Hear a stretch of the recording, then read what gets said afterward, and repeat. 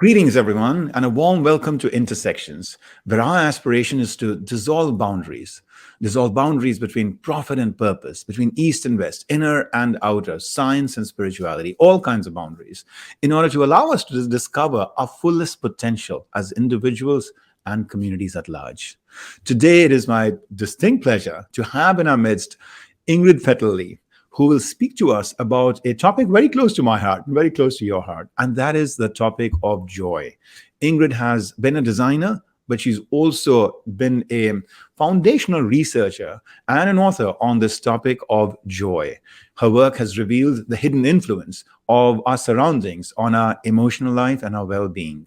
She has a TED Talk on where joy hides and how to find it, which has had more than 17 million views. And this groundbreaking research and work of hers on this topic of joy, which in some ways really challenges some of the conventional notions of what it takes to be happy. She wrote about that in a book called Joyful: The Surprising Power of Ordinary Things to Create Extraordinary Happiness. With 15 years of experience in designing and branding, Ingrid has led design programs for some of the world's leading brands like Target and Eileen Fisher, Condé Nast, American Express, and others. And she's also been featured on a whole host of leading media like the New York Times, The Atlantic, Fast Company, and The Guardian. And here is a quote from her that can spark the first level of thinking for you and for me, which is, "Too often, we move through the physical world as if it were a stage set, a mute backdrop for our daily activities. Yet in reality, it is alive with opportunities for inspiration, wonder, and joy." So as I invite Ingrid now into this conversation with us, I ask you to think about one thing. When you look at the environment around you, your space at home, your space at work, in the world outside, as you walk through the streets of your town, etc., what is one thing in the environment that gives you a lot of joy consistently, reliably over time? It's just given you a lot of joy. What is one thing in your environment, right? As you think about that, let's invite and welcome Ingrid into our midst. Ingrid, thank you so much for joining us. Warm welcome. Oh, thank you so much for having me. It's a joy to be with you. Same here. In fact, a very special joy. I'm going to reveal something to you, which I would typically feel, not very comfortable revealing, to the public. And the good news is that since we are recording this session, our friends, the listeners, don't actually know what date this conversation is happening at, and so I can do that in private with you, while not yet, sharing it outside. But today is my birthday. Oh, happy And, birthday! Yeah, thank you. And I can't imagine a more special way of beginning, this day for me than a conversation about joy. From a very early age, joy has been at the very center of my, exploration and quest as well. You have pursued it in some really meaningful and beautiful ways. For me, it was more of an inner quest, a mystic quest of studying some of the truth seekers of the ages and how they had explored, the texture of joy, the extent of joy that one can experience. Can it be infinite? Can it be ever new? Can it be ever conscious? Is it dependent on situations? And so when I chanced upon your book, some time back, I was like, this is wonderful. This is exactly what the world needs, a more modern treatment of a timeless topic. So joyful again to have you with us. And thank you for all the beautiful work you're doing. Oh, thank you. Yeah. There's one thing that you share in your work, in your book, that I wanted to maybe start with, which is the relationship between joy and happiness. And you have something quite, thought-provoking that you offer there to us. You say that joy lives in our moments, and in some ways, it's a lot more simpler and easier to find than happiness. Can you talk a little bit about, how you see the relationship between these two? Well, we often use these two words, joy and happiness, interchangeably, right? And yet they mean different things. So happiness, from a scientific perspective, is a broad evaluation of how we feel about our lives over time. It has to do with whether we feel like we have a sense of meaning and purpose in life, how we feel about our work, our health, how connected we feel to other people. All of those things go into this pretty complex equation that we call happiness. Whereas joy is much simpler and more immediate. So when psychologists use the word joy, what they mean is an intense momentary experience of positive emotion. It's something that we can measure through direct physical expressions, things like smiling and laughter, a feeling of wanting to jump up and down. Those are all different ways that we can understand, know we're experiencing a moment of joy. And I think that as a culture, we tend to be obsessed with the pursuit of happiness, with this idea of like a long lasting, happily ever after. We'll find it and then we'll just have it and we won't have to do anything to maintain it. We'll get there. And we associate that a lot of times with big milestones in life. We'll get the promotion, we'll get the house, we'll get the baby or the partner or whatever, and then we'll just be happy. But we all know that life really isn't like that there isn't that kind of durable state of happiness. What actually is more accessible to us is these little moments of joy. And they're so small sometimes that we think of them as trivial. We overlook them. And yet they're really important, because that, I think, is the foundation of real happiness, of real well-being, is actually noticing these little moments and watching how they add up. Yeah, there's something really powerful in that idea that rather than seek to wait for a certain set of milestones to be accomplished in order to kind of like find that perfect sustained happiness, to make it our responsibility to seek out joy in every moment. I think that's what I'm hearing from you. And yeah, I think it's there are some moments in life that are not going to be joyful. So I think I recognize that it's not to say that that every single moment is able to be turned into a joy. There are some parts of life, I think, that aren't.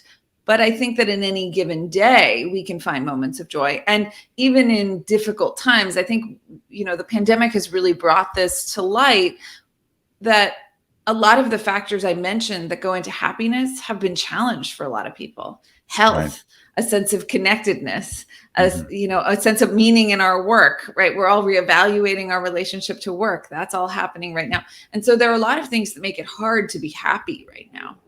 And yet we can still find these little moments of joy in a day. And that might mean that you find 3 moments of joy in a day, not every moment. But they are still accessible even when times are really hard. Yeah. That reminds me of some research I'd read a few years back on the science of coping with loss, with grieving. And, one of the key findings that jumped out from me there was how you find that there are some people who are able to cope with, for example, the loss of a loved one, in a way that we might all look at and say, you know what, that's a pretty healthy, heroic, authentic way to cope with it. They're not disconnected from their grief. They're not disconnected from the sorrow of that loss, the permanence of that loss. And yet, they're also finding moments in their day while they're going through the grieving process to actually be in joy, to be in a place of deep appreciation for what this person has meant to them, to fondly remember a certain lighthearted moment that they have with them, and even giggle and smile. And at memorial service, work on lighting people's heart up, lightening their hearts up a little bit. So it reminds me a little bit of that, that discipline of how, as what you said, even in the harder moments, there might be little pieces there where you can actually infuse joy.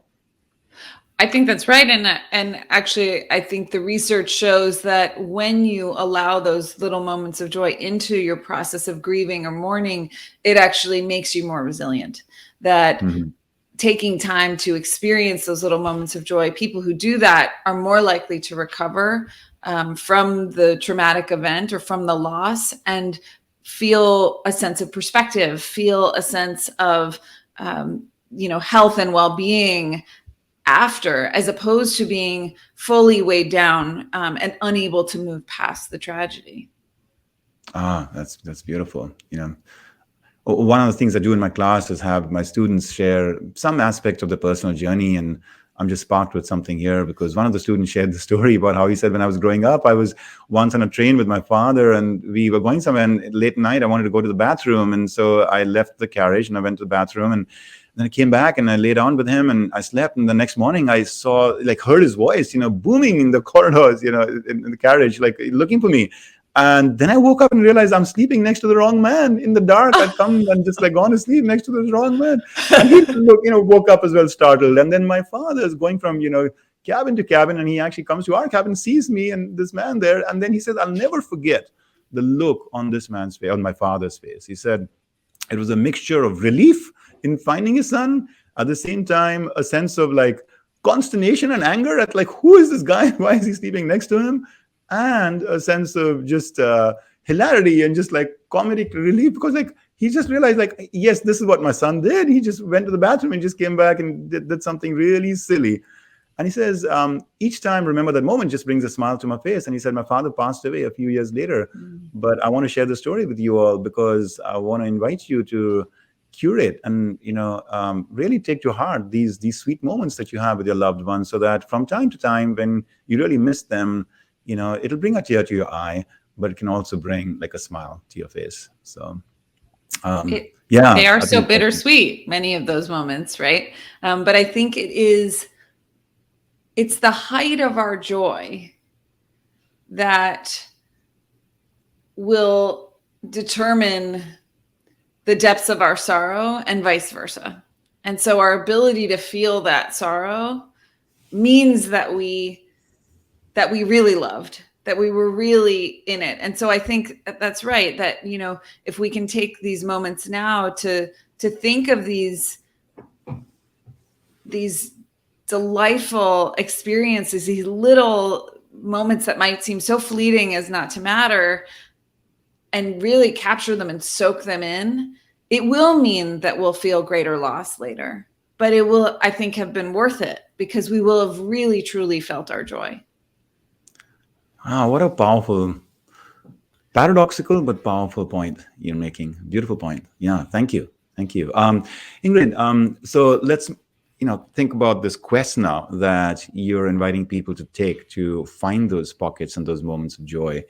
One of the things that really intrigues me about your work is the whole recognition that there is an outside-in approach that we can more methodically and mindfully take to activating joy in us, rather than purely an inside-out, which has been a tradition, for example, in spiritual and mindfulness circles. Can you talk a little bit about the difference between these two and what draws you to the outside-in? Well, on the theme of intersections, I come to the study of joy from a different angle, I think, than most of the people in the scientific community or in the wellness or self-help community, or even from even from people in the philosophical community. I come to this as a designer. I studied industrial design, and it was in my first year of school, graduate school for industrial design, that a professor made a comment. He said that your work gives me a feeling of joy. And I had all of the things that I'd made over the course of the semester lined up on a table. And I was looking at these, there were some cups, there was a stool, there was a lamp. And I thought, how does that create joy? And there was this panel of professors in front of me, and they just kind of waved their hands a lot. And I think that's something designers do, because they're trying to make tangible a lot of ineffable things. And so there's a lot of hand waving that goes on in design, maybe in a lot of academic circles. And they couldn't answer this question. And so that was what started my exploration into joy. Not because I thought, oh, joy is so interesting and I want to study it, though I later found that that's the case, but because there was something that I couldn't understand or explain, which was how a tangible object, how this physical thing could spark joy in someone else. And so I set out to understand that. And I started asking people about the things that brought them joy, the things and the places that brought them joy. And as I did this, I noticed that there were certain things that came up again and again and again. So things like bubbles and cherry blossoms in the springtime, and confetti, rainbow sprinkles, rainbows, polka dots, pops of bright color. There were all these things that just seemed to be not just joyful for a few people, not just joyful for one gender or ethnicity or people who are older or younger. Everyone seems to find these things joyful the world over. And so I started to wonder if these might be universally joyful things. And if they were universally joyful things, then what did that mean? How could something be universally joyful? I mean, it's a little bit like the Jungian collective unconscious. Like, where does this come from? This idea that things could spark this feeling of joy all over the world. And I found that there are certain evolutionary reasons why some of these things might be joyful and relates to their physical attributes. So bright color is joyful the world over. If you think about any festival, any celebration you see all over the world, we're about to enter Lunar New Year, which is one of the most colorful. They all have bright color. You can picture them, imagine them in gray and brown and black. It doesn't have the same impact, right? So there's something inextricably linking color to joy. We see this even in children's drawings. Children, even very young children before school, will use bright colors to represent happy scenes. And then when they're representing sad or angry scenes, they use dark colors. They use black, brown, purple to represent those scenes. So there's something happening there. And I think, one potential explanation, and of course, all evolutionary explanations are speculative to some extent, but one explanation is that bright color, our color vision evolved to help us find ripe fruits and young leaves, our primate ancestors, looking for these things in the treetops. And so when we see a pop of bright color, it is a almost vestigial sign of energy, of nourishment. And so we still feel energized when we see these things, even though we're not going to go eat the little red car that we see passing us on the street or the yellow raincoat. But those things still give us this feeling of energy and joy. And so for me, the knowledge that there are certain things that can predictably elicit this feeling of joy is really exciting, because it means that, to your point about inside out versus outside in, we can look for moments of joy, and we can start to spot certain things that are going to be reliable predictors of joy in our surroundings. I really like the idea of looking for universals. And I'm very drawn to that notion that hidden, behind our experience of life are certain universal laws, of human nature. And regardless, as you said, of ethnicity and gender and all of the other ways in which we, try to kind of get identified with certain, socio-demographic or other, factors in our life, that there lies just this common humanity, this shared humanity, this, of untapped potential that all of us can explore. And the fact that you found, these universals is beautiful. It's beautiful. I also wonder there that does that collective consciousness have a certain temporal quality to it? So, for instance, if you were to have done this analysis like 1,000 years ago, do you think that even while there was a certain universality to the findings you might have generated, at that time, they might have been somewhat different from what you're generating today, so that we're all kind of like subtly influencing each other, in consciousness terms, but we also shift perhaps over centuries. Because if I am just naively speaking, I mean, you're the designer here. I'm just a amateur, consumer of design. But if I look back in the yesteryears, at times, in a sense, like the design aesthetic, of a certain era or period, changed, over time in terms of what it is that people at least put in the museums. Right. So I think that's a really interesting question. And I think it relates to how these aesthetics operate in our lives and in our emotional world. And the way that I think about it is that they operate on 3 different levels. So you have your personal preferences, your individual joys. And that might be things like a t-shirt you got at a concert 20 years ago that's so faded and worn out that no one else would think it's joyful, but it still has joy for you. It still has resonance for you. So there are certain things that we all have that we've learned through experience or that we're drawn to because of our personalities. Those are individual. And then there are cultural joys, things like, foods we love to eat, certain kinds of dress that we associate with joy. sports teams are part of culture. So there are culture and subcultural joys, and that's a second level that's shared with more people. And then there's this universal layer. And so this universal layer, it's not to say that everyone is going to express these preferences all the time. There are still going to be people who would prefer to have a gray and black apartment to one with lots of color in it. But these preferences, these universal preferences, get filtered through our culture and then filtered through our individual preferences. So they're still underneath there. There's something visceral that's happening. It's an unconscious layer of response, but there are things that modify and modulate it. So over time, 1,000 years ago, there would have been different cultural influences, and there would have been different personal influences because of that culture. And that all would have modified these universal preferences in a different way, but they still would be present. And because they are related to our DNA, they're related to how the environment was when our ancestors evolved. We're talking about 80 million years of evolution that sort of shaped these preferences, where our environment was relatively stable. Our ancestors were living on savannas. They were surrounded by greenery, by open spaces with some tree cover. So it was a pretty consistent environment, and the things that would have aided their survival would be pretty consistent, and the dangers would also be pretty consistent. And so that's really what shaped these universal preferences. But of course, they get shifted and modulated by what's happening in the moment.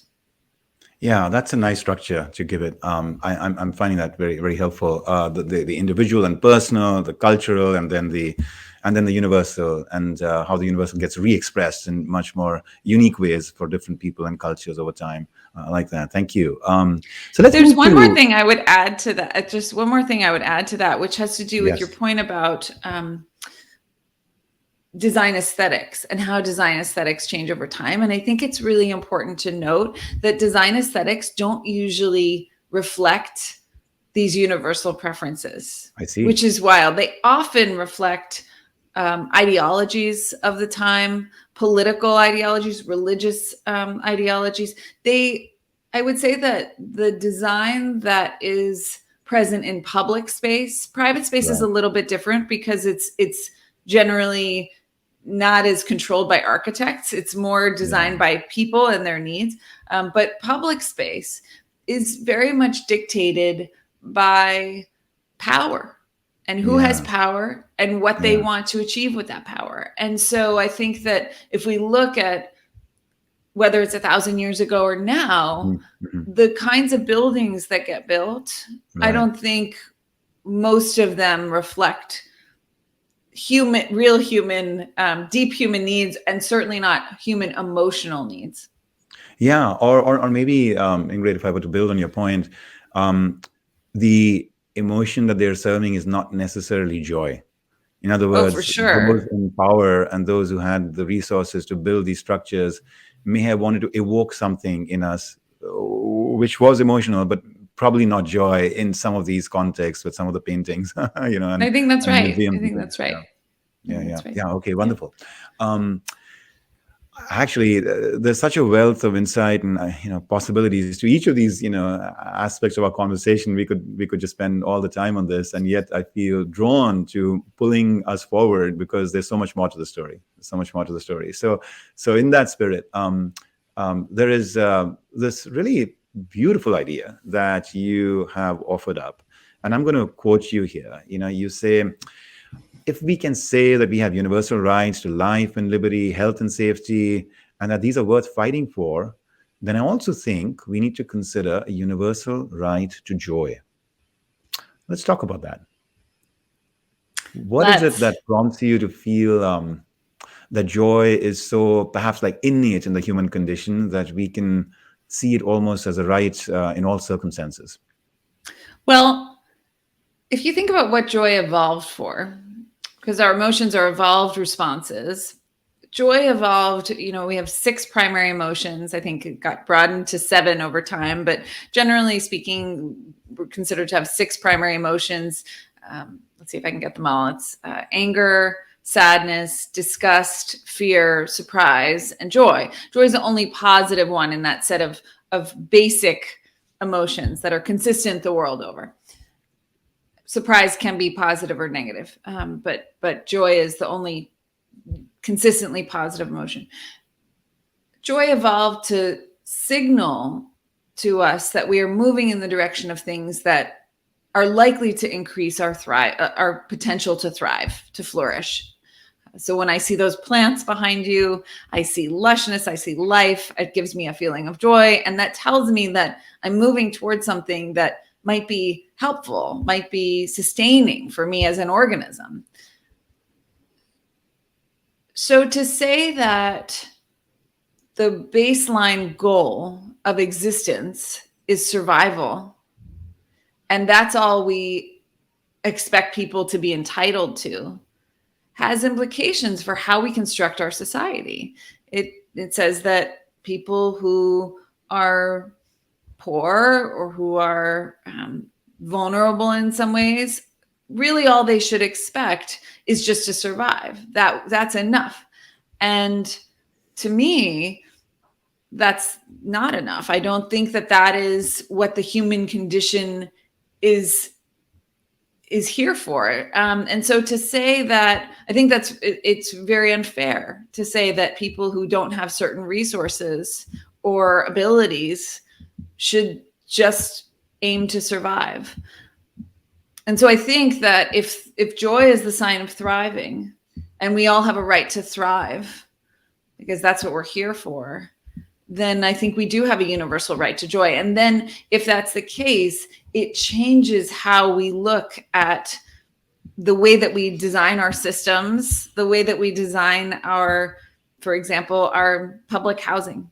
Public housing is a really great example of this, because those aesthetics of joy, the signs of joy, color, round shapes, all of these things lushness, greenery, these things that we associate with joy are notably absent. And they're not just absent because it's cost effective, although that's usually the reason that's used. It's because we have this philosophy in our society that people should just aim to have the bare minimum to survive. When in fact, I think these things are things that help us thrive. And if we were to see people as having the dignity and the right to some joy in their lives, these small moments of joy, then we would think about those spaces differently. We would think about, I think, a lot of structures and systems in our society differently.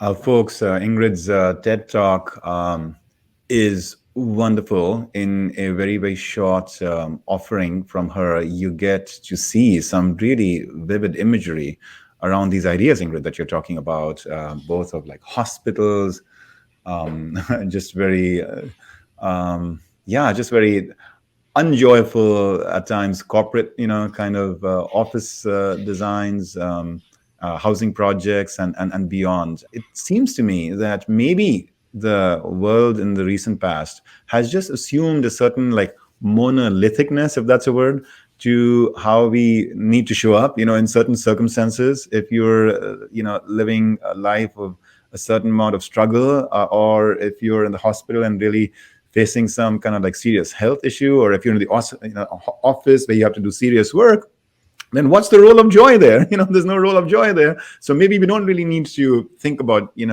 infusing joy in the environment, right? And I think, the conversation we are having today is awakening us to the centrality of joy as a key enabler of going from just surviving to thriving in everything we do.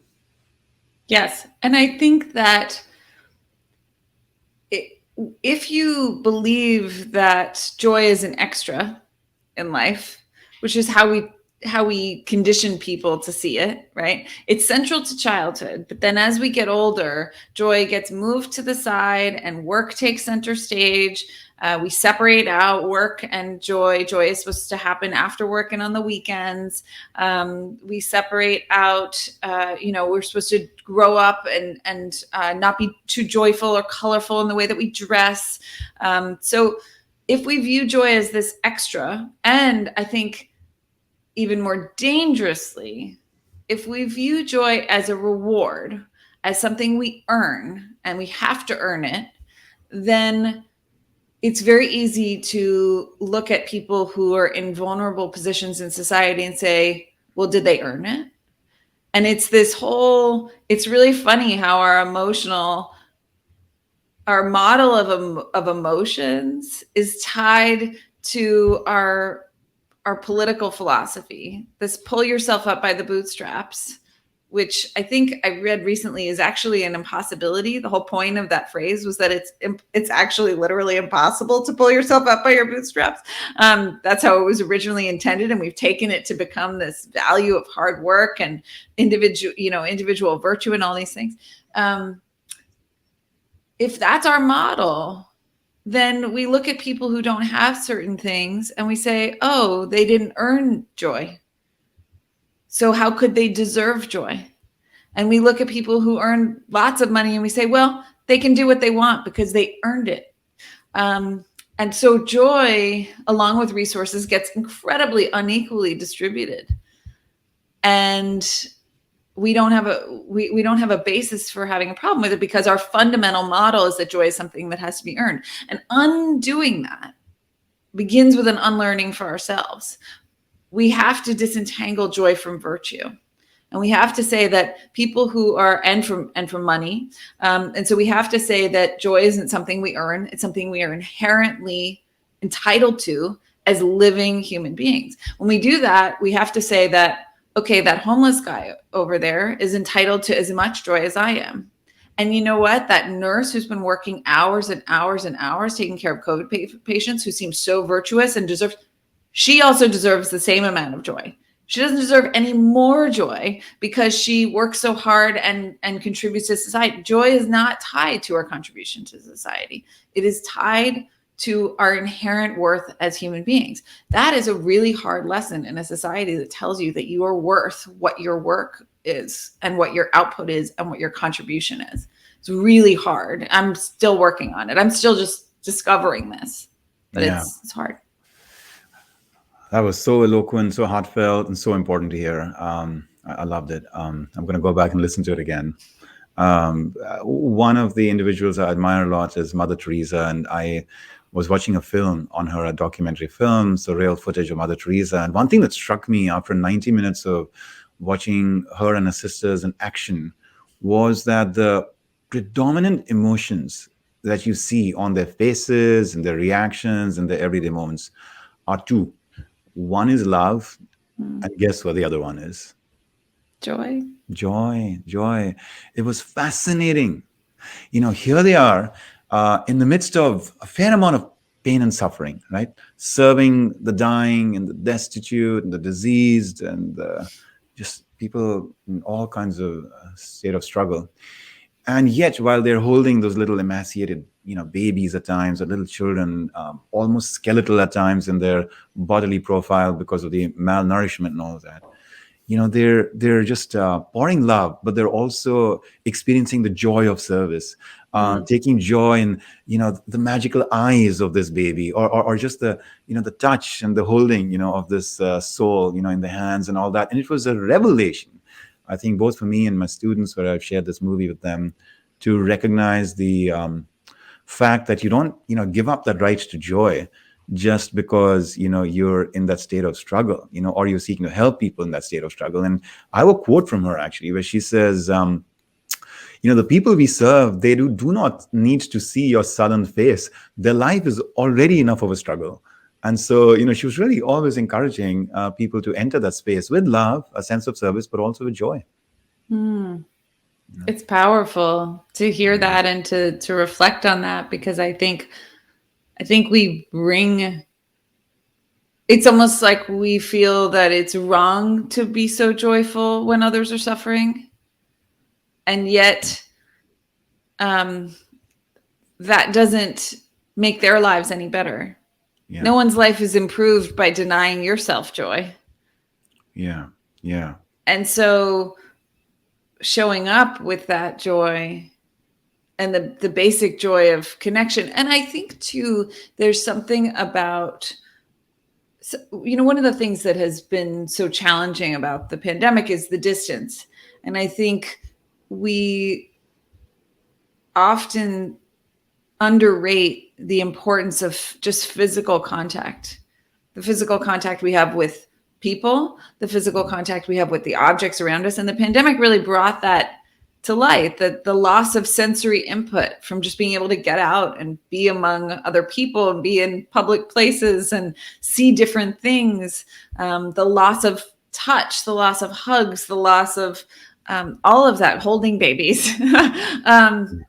It is a profound loss, and it distances us from people and from things, and it distances us from that emotion. I think so often it is the physical sensations that are the trigger. For me, the smell of my toddler's head, is like a very, and I know for so many parents, this very visceral thing that activates. Doesn't mean if I can't smell that, I don't love them any less, but there is something visceral, emotional that gets activated from contact, is why it's so important to us.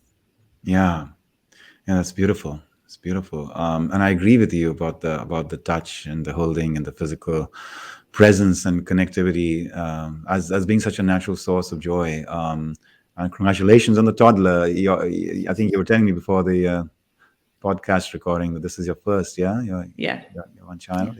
Yeah. What is the toddler's name? Oh, his name is Graham. Okay. Graham.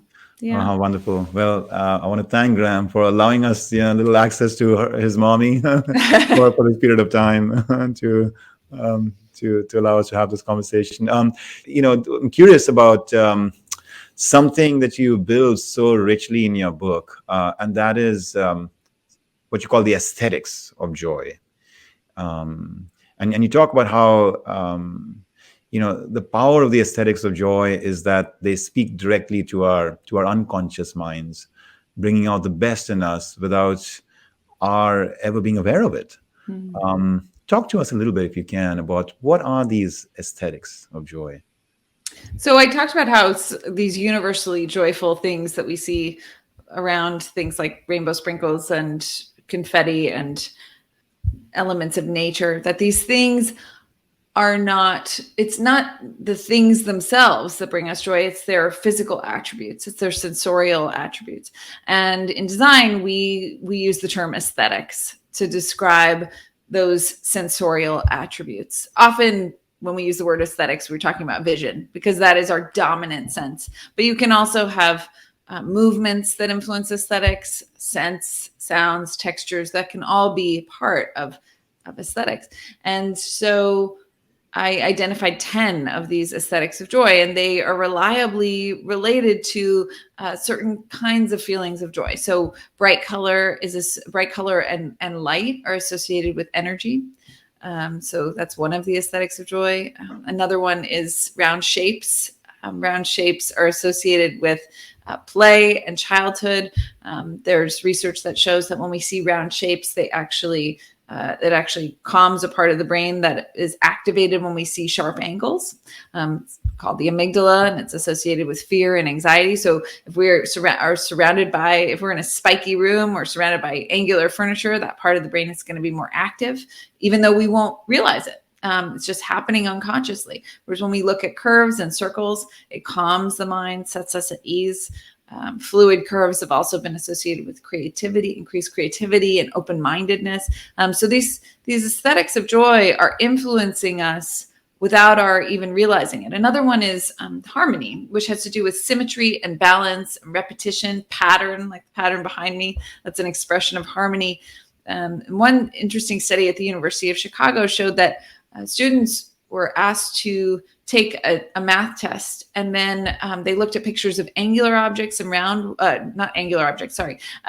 Students were asked to take a math test, and they were shown pictures of environments that had lots of asymmetrical angles, and then environments that had pictures of symmetrical environments. Mm-hmm. And what they found is that the students who looked at asymmetrical environments were more likely to cheat when they graded their own test. They went back and graded their own test. They were more likely to cheat than those who looked at symmetrical environments. So the amount of symmetry in our environments, which seems like such a, inconsequential thing, actually influences the way we behave, and it influences our behavior toward others. Yeah. So these aesthetics of joy, when I say they act on us unconsciously, they bring us joy, but they also influence our behavior in subtle ways that then changes our interactions with others, how trusting we are and how trustworthy, how connected we are to other people. All of those things can be influenced by our environments. Yeah. A few years back, we had the privilege of being able to kind of build our own home. And I remember, so what happened is we acquired this piece of land and we built this place, and I didn't have anything to do with it. I left it all in the hands of my wife because I trust her much more than I trust myself in terms of her aesthetic instincts and just the practical vision of what this home should be. So I actually literally didn't even go to the construction site until the home was fully built. Wow. I happened to be traveling at the time that we moved in. So basically for like a couple of weeks when all the setup was done, I wasn't even in the same country. And so when I entered, it was like pretty much all there. Wow. The little home palace, so it was all done. And that was the first time I saw that place, ever since we acquired the property. But I walk in and I still remember the infusion of joy that I had in just seeing the layout. And a key part of that is what you were just saying about, sharp edges versus curves, because she'd chosen to make all the walls be, having curved edges rather than sharp edges, including, a little bit of a, small partition wall that we had, which was also curved as opposed to edge. And then yesterday I was in, our new building in what they call Manhattanville, on the Upper West Side here for the business school at Columbia, which is a little bit an offshoot now of the main campus. And it's a big new victory for the school to finally have like even more richer space and a beautiful building.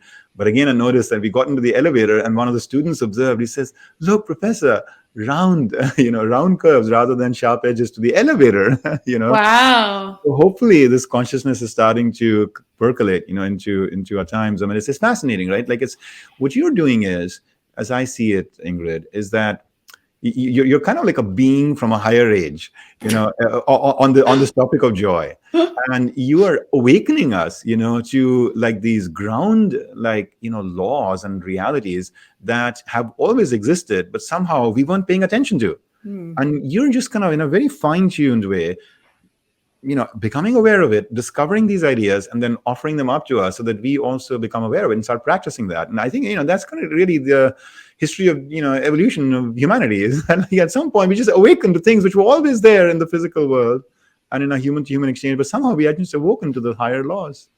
Well, thank you for that. I don't know if I maybe I'm a being from another planet or a different place. I don't know about a higher, but I do think that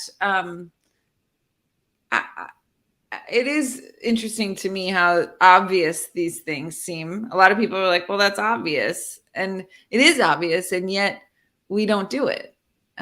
We don't notice it, and so for me, I'm happy to be the speaker of obvious truths. If it helps, and for me, in seriousness, I think the work is joy, because it is considered an extra, is seen as so trivial that it's not a thing that has been taken seriously in a lot of architecture. It's not been taken seriously, certainly not seen as important in the workplace. I think it's going to be increasingly seen as important in the workplace because employers now need to figure out how to get employees to want to come to an office as opposed to it being a thing they have to do. So I'm hoping that we'll see more of it in the workplace. But I think it takes having the science to understand how it's affecting people is a step that can help and help give some impetus to make some of these changes. Yeah. Folks, if you haven't yet come across Ingrid's book, then it has these chapters on these 10 aesthetics, that you talk about: energy and abundance and freedom and harmony and play and surprise and transcendence and magic and celebration and renewal. And Ingrid, it's funny, you come from a design background. I come from a math background. I was really a math junkie when I was in college, and went on for more advanced studies around math. It took me a while to kind of like tether myself from what was my first and big love. And when I look at these attributes that you have here, I mean, this is like why I used to love mathematics. Mathematics was like a Interesting. world of tremendous beauty, where qualities like transcendence and harmony in terms of relationships and patterns and connections between entities and all of that was what made it a beautiful world. Less visible to the physical eye, but really a very beautiful world. So it's fascinating. I sometimes feel like maybe all these disciplines ultimately have the same common core that they come from, and then they just they express themselves in nature in different ways, but they have the same shared universal laws behind them. And these are beautiful. I really commend you for not going down the path of thinking of these aesthetics purely in physical terms, but first thinking of them in some kind of an ethereal set of terms that are repurposable to almost any enterprise, almost anything we do. But then you apply them to the physical arena with the very attuned sensibilities you have about what energy really means in nature, what harmony really means in nature. And so that's beautiful. Thank you for that. Thanks. Yeah, it's interesting as I've lived with them, because now I guess I've been living with them for more than 12 years, these aesthetics. I've noticed that they can often become values as well. So not just physical descriptors, but they are things that we seek as humans. And so I think a lot about, for example, abundance mindset versus scarcity mindset, and what that means. There's seeing abundance around you and sensorial abundance and how that makes us feel. But there's also thinking of things from a perspective of abundance. And I think a lot about companies that have an abundance mindset and that foster an abundance mindset are so different than companies that foster a scarcity mindset. It's so much more likely to be joyful if it's not a scarce number of promotions where everyone's fighting to get to the top, right? Or there's this sense that everything is a zero-sum game. It changes the way that you approach the experience. So I think they can be values as well as aesthetic attributes. I love that. I've been doing a lot of thought around how there's so much of an emphasis today about looking at social impact of a business, environmental impact of business, and all of that. But a lot of that is being put in the language of profits, that actually you make more money when you do social impact now because consumers want those brands or investors want to invest in those brands or something. And I'm thinking, you know what, I'm not sure if that's the right kind of training to give people that, do it because it makes more money. And when I look at like the Steve Jobs, of the world, what I notice is like the opposite. What they did is they did the right thing that as they saw, the world to be. Yes. And then they just believed that the universe had enough in it, that it would just, pour the right, opportunities and success and financial outcomes to them. And look what an amazing company he created. Although he was never really attached to money, Larry Ellison has this beautiful sort of quote he gives as a, dear friend and, advisor to him. He talks about how he was just never interested in money, but he was very interested in like changing the world and making a dent in the universe.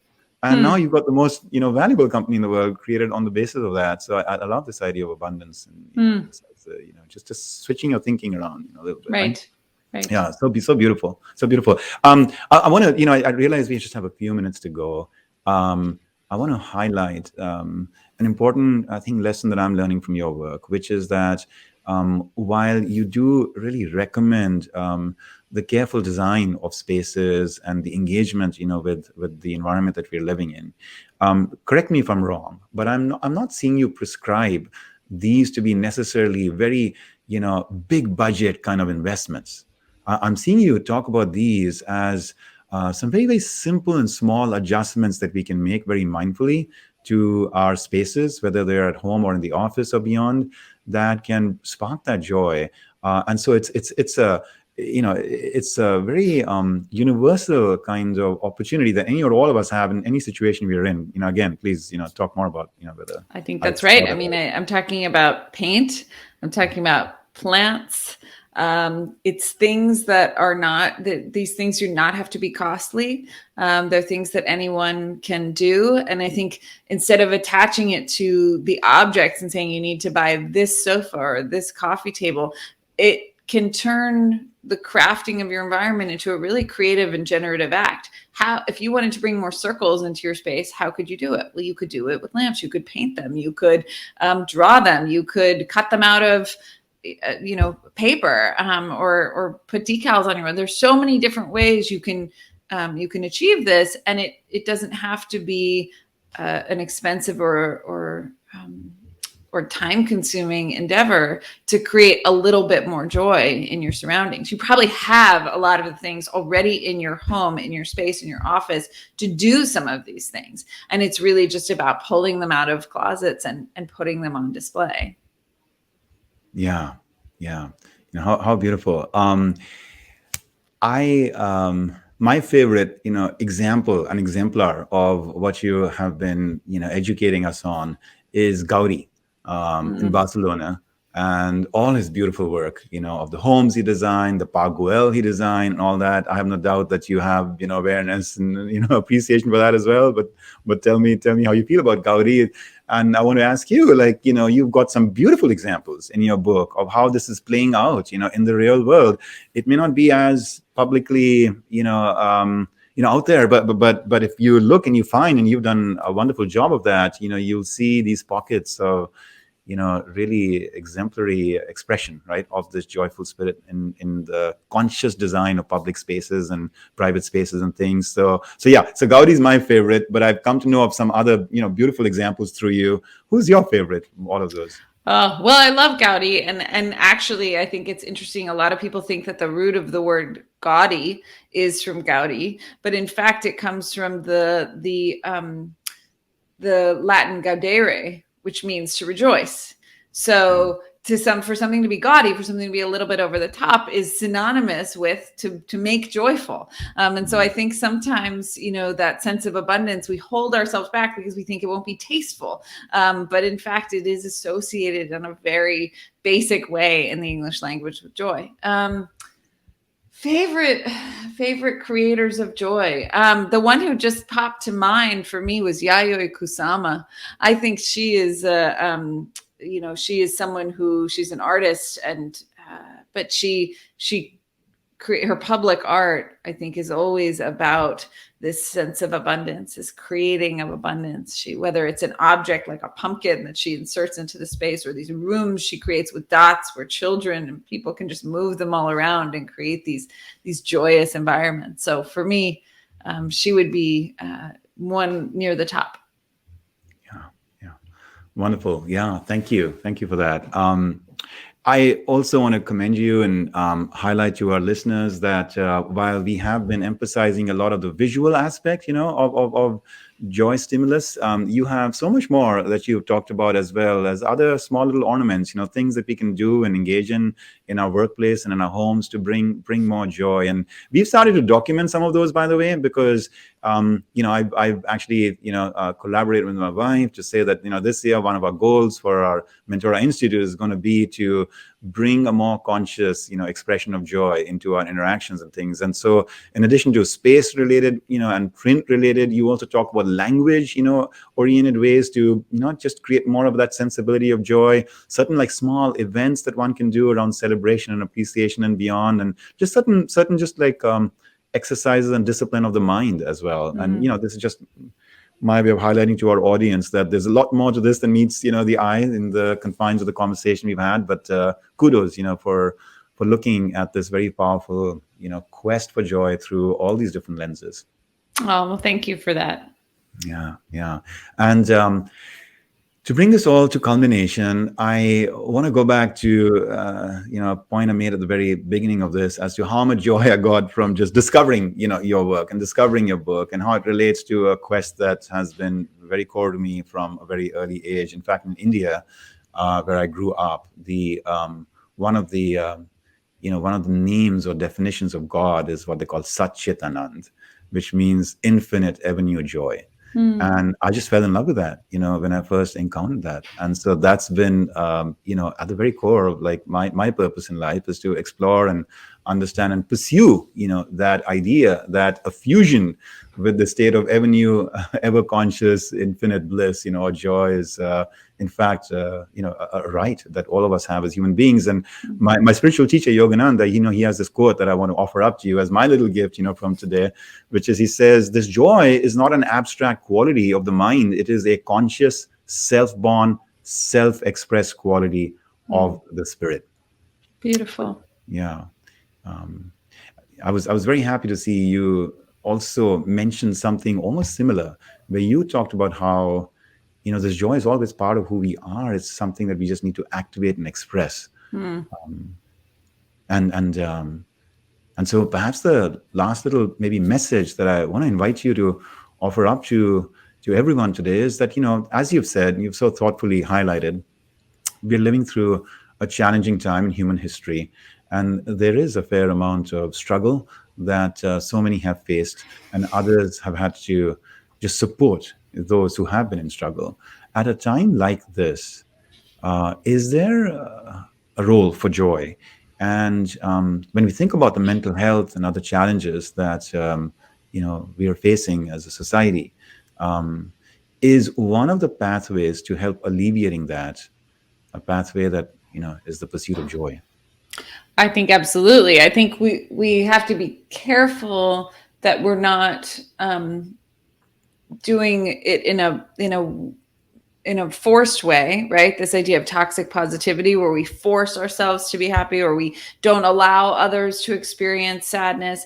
We have to acknowledge that joy is something that lives alongside these difficult emotions. It's not something we can force. And at the same time, the nature of our emotions is that we can, and we often do, feel these little moments of joy, even in hard times. And if we allow ourselves to think, oh, it's a hard time, I'm not going to find any joy, to overshadow that, then it will be really hard to notice and capture them. So I think it's an exercise of remembering that joy is part of our resilience, and allowing ourselves little things, little joys, and really recognizing that those are, they're not trivial. They're not throwaway. They're actually really important to helping us get through this time. Yeah. Thank you. In closing, final thought. I know I'm extending myself, but there's a free resource out there for all of us that you have talked about so thoughtfully, and that's nature. The power and grandeur and inspirational impact and joyful catalyst that just nature can be for us. And even in a moment like what we're living through today, having people just find, their place and space where they can connect with something that just is a gift from, from planet Earth to us, everywhere, right? Can you speak to that a moment? Because you've done some investigation. All of the aesthetics of joy are derived in some way from nature, because that was our ancestral environment. That's, for millions of years, for 80,000 years, we lived in and our ancestors for many years before that lived in this continuous environment of nature. And so that is, I think, what our senses are optimally tuned for. It's what our attention is optimally tuned for sure. There's studies on something called attention restoration theory. When we go out into nature, if our willpower is depleted, if our ability to focus is depleted, it restores it just by being out in nature for as little as 15 minutes.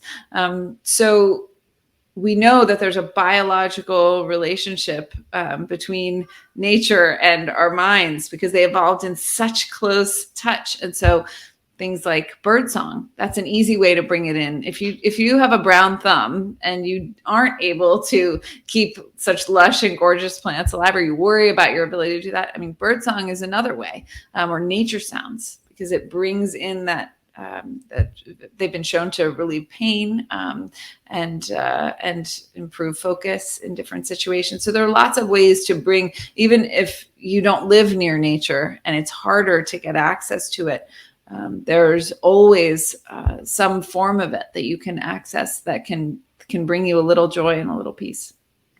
All right, wonderful, wonderful. Thank you for that. And folks, for those of us who are actually watching more than just even listening to Ingrid, I want to highlight to you that, as your house is going through remodeling, is I understand, look how thoughtful, Ingrid, you are, that the ladder that you have put behind you is giving us so much joy. And in some ways, the matching, outfit that you have, it's a beautiful, Not intentional, but it's a beautiful look overall. oh. Yeah, so thank you for that. I'm just tempted to draw one last, idea from you for our audience. So if you had to just give us like one practical tip to go out and do something to, just experiment with this idea of consciously crafting joy in our life today, what might that be? Really simple. I call it joy spotting, and it's going out into your surroundings with an eye toward looking for joy. You don't have to know all the aesthetics of joy. You don't have to have anything specific in mind. You can do it while you're walking your dog or just taking a walk around the block. But just tune your senses and start to notice, do you see, what do you see that brings you joy? It might be, strangely, it might be an orange parking cone. You think, that's nice in this bleak winter landscape to be able to see this bright pop of color, and then see what happens next. Maybe the light is doing something interesting that brings you a little lift. Maybe you see confetti left over from a celebration. In a city, the possibilities are endless. If you're out in nature, often it's quieter, more subtle. But I think just even if it's 15 minutes, taking time to notice that there are things in your surroundings that can give you joy. So we call that joy spotting. And if you see something, you can always hashtag it joy spotting. There are, I think, more than 80,000 joy spotting posts on Instagram right now. And one of the things about joy is that when we share it, it actually heightens our own joy. So we get more joy out of sharing it. So whether you text it to a friend or share it more publicly, notice some joy and then go share it. Well, on that measure, you must be one of the most joyful people in the world because you've done so much sharing. Thank you for that. Both today and years past. What's your big dream, besides this beautiful family moment, having Graham, raising him? What's your big dream, in life at this stage with where you are with this luminous work?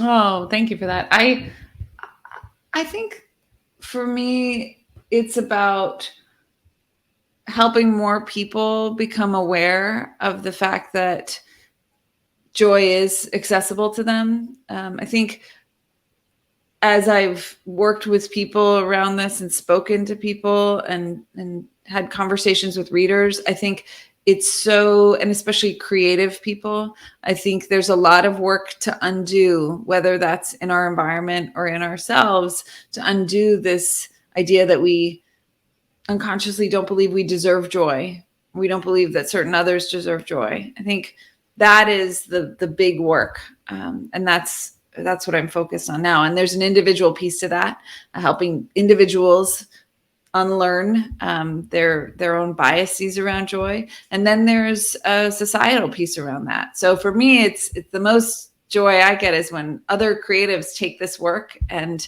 they say, I did this thing. I changed this thing at the school where I teach, or I got the doctor I work for to change his waiting room. They're small things, but they matter. And of course, when large organizations take it on, that's amazing too. But I think a lot of this work really happens at the hands of individuals. Yeah. So true. So wonderful. So folks, I encourage you to go out and be this kind of a change maker. Infuse yourself with joy. Go ahead and spot joy that is around you. Help serve and support others in getting sparked in joy. And let's just give a big round of applause and a big thank you, and wish Ingrid a whole lot of joy in your work and your life ahead. Thank you so much, Ingrid, for joining us today. Thank you so much. So what are we going to take away from this profusion of riches that Ingrid has offered us in this conversation? I have 6 takeaways and then one bonus at the end. The first is this idea that, yes, on the one hand, it does make sense to pursue happiness in the long run in a step-by-step way, something that you earn your way into. But at the same time, there is the opportunity for us in every moment of life to seek to explore and activate joy. And when we pay attention to what gives us joy in the moment, where we architect our lives in a way where that joy is an active part of our daily experience, then we store in us a library of memories, which over time can help us even in moments of loss and sorrow. Because in those moments, we can go back to those library of memories with this individual, for example, perhaps, or this situation that may no longer be with us. And it's those fond memories that infuse us with a sense of joy and gratitude. The other learning, the second learning I want to offer to you, is this notion that while we can explore joy from the inside out, the more meditational, mindfulness-like practices, which I'm very drawn to, perhaps many of you are too, that there is an outside-in approach as well, which is where we notice things in our environment which actually subconsciously activate that state of joy. Just starting to pay attention to those things and architecting our environment in a way that brings more of those opportunities to us. And so she talks, for example, Ingrid, about how there are just simple things like bubbles and cherry blossoms in the springtime and confetti, that, these things are not just joyful for a few people. They're actually not just joyful for one gender or ethnicity or something. They're actually things that give any or all of us joy. So there's something universal about it. She talks about then three kinds of forms of joy: individual joy, things that are unique to you, perhaps based on your special, life journey and memories that you've encoded for yourself; cultural joys, which are part of a certain culture, maybe a certain kind of food or a certain kind of color; and then universal joy, things that just speak to the human condition at a much more foundational level. So the fourth takeaway is this idea that joy is our birthright. It's not something that we have to earn our way into, or something that is only relevant for or appropriate, in certain situations over others. And she says it so beautifully. She says, joy isn't something that we have to earn. It's something that we are inherently entitled to as living beings. If we can say that we have universal rights to life and liberty, health and safety, and that these are worth fighting for, then I also think, she says, that we need to consider a universal right to joy. And I shared this quote from Yogananda, that this joy is not an abstract quality of the mind. It is a conscious, self-born, self-expressed quality of the spirit. So can you and I open ourselves to the possibility that joy is just resident at the very center of our being, and all we are meant to do is to use, the outer environment or perhaps our inner experience as catalyst to actually activate and awaken to that joy within. She says it beautifully again. She says, if we were to see people as having the dignity and the right to some joy in their lives, these small moments of joy, then we would think about, our spaces in a different way, whether it's our workspace or the spaces in public arenas or our homes. We would think about a lot of structures and systems in our society differently. I think that was very eye-opening for me, that over the course of time, people in positions of power and architects and others just have not necessarily always focused on creating the world around us in a way that is consciously focused on activating some of these elevating feelings like joy. The aesthetics of joy, that was the fifth thing that we spoke to Ingrid about. And she has so beautifully distilled them down to these 10, isn't it? And this speaks, she says, to our unconscious mind. It brings out the best in us without us even being aware of it, because of those universal elements of joy. It's not that these things inherently bring us joy. It's the physical and sensorial attributes around them, more kind of round, for example, shapes, more, certain kind of bright colors. And these aesthetics of joy, she says, when they act on us unconsciously, they start to influence our behavior in very subtle ways. They change our interactions, with others. We start to trust others more, and, others start to also trust us more when they're connected with us in these kinds of spaces. And so it's important, perhaps, at home, but also importantly at work and in our medical care facilities, in our prisons, in every dimension and aspect of society, in our public spaces, to be thinking about these aesthetics of joy. And the sixth and final one was this notion that there are very, very simple things that we can do to activate joy. We don't have to have huge budgets and be really renowned architects, etc. We can just just using plants, for example, using a little bit of color, using the right kind of shape, etc. Do beautiful things to enrich our lives with a little bit more of that outside in form of joy.